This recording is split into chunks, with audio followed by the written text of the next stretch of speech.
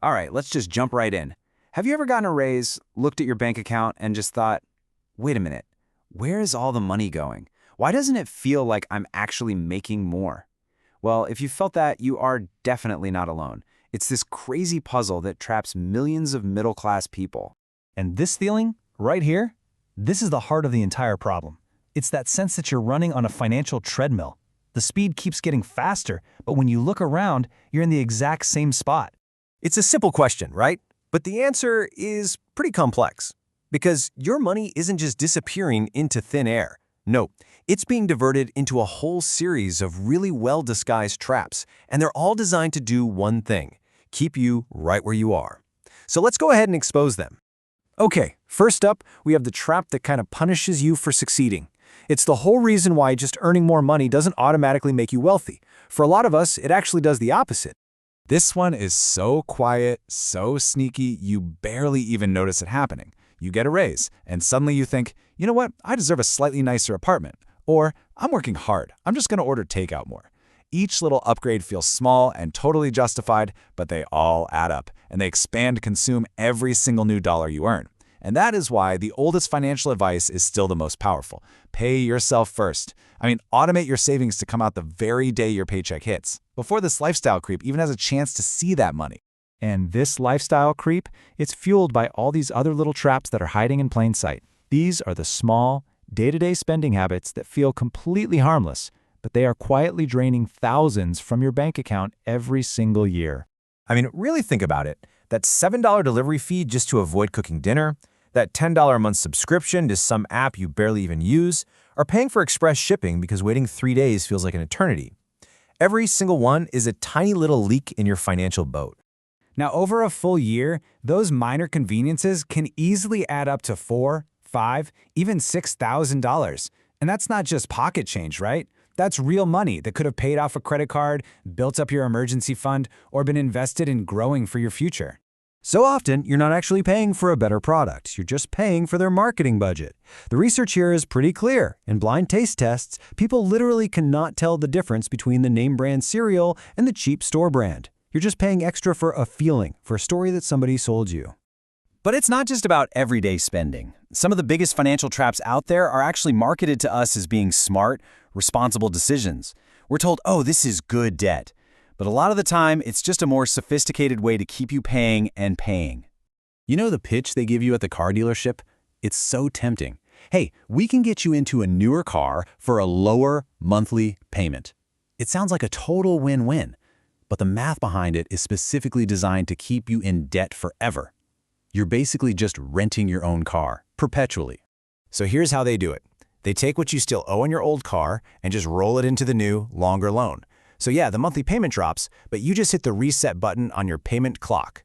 And all of a sudden, you're upside down, you owe more on the loan than the new car is even worth. You're constantly chasing a finish line that just keeps moving further away.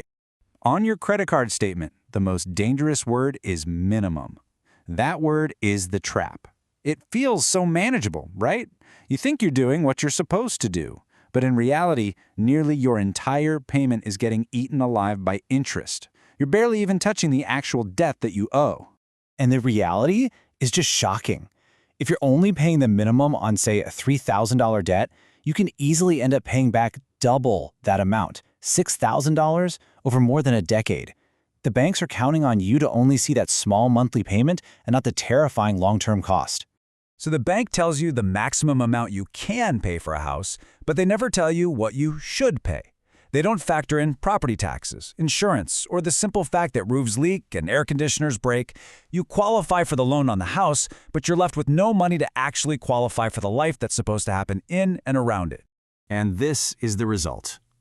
The mortgage and all its related costs can eat up almost your entire budget, leaving you with just this tiny, tiny sliver for everything else in your life. One unexpected repair, one emergency, and the whole house of cards just collapses.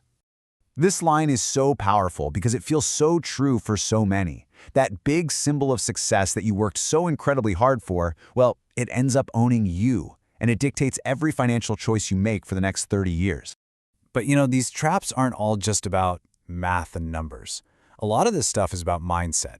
It's about the internal stories we tell ourselves and the social pressures that drive us to basically sabotage our own financial freedom. You know exactly how this goes.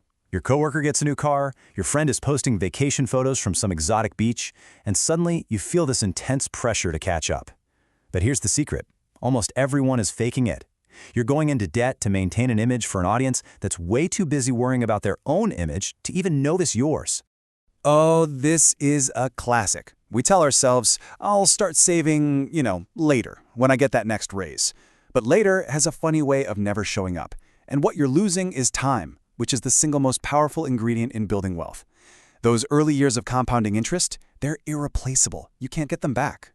And the math on this is it's incredible. Starting small at age 25 leads to a vastly larger pile of money by retirement than if you start with way more money at age 40. It's not even close. You think you're waiting for more money, but what you're really doing is just burning through your most valuable asset, time. Look, emergencies are not a possibility. They're an inevitability. The car will break down, a tooth will crack. Living without an emergency fund doesn't make you an optimist. It makes you one bad day away from a total debt crisis. So, we've walked through all of these different traps. The lifestyle creep, the debt cycles, the psychological pressures. So what does it all add up to? What's the big takeaway here, and how do we actually escape? Okay, here it is. This is the crucial point. The ultimate trap isn't the car payment or the credit card. It's not seeing the system for what it actually is. Awareness.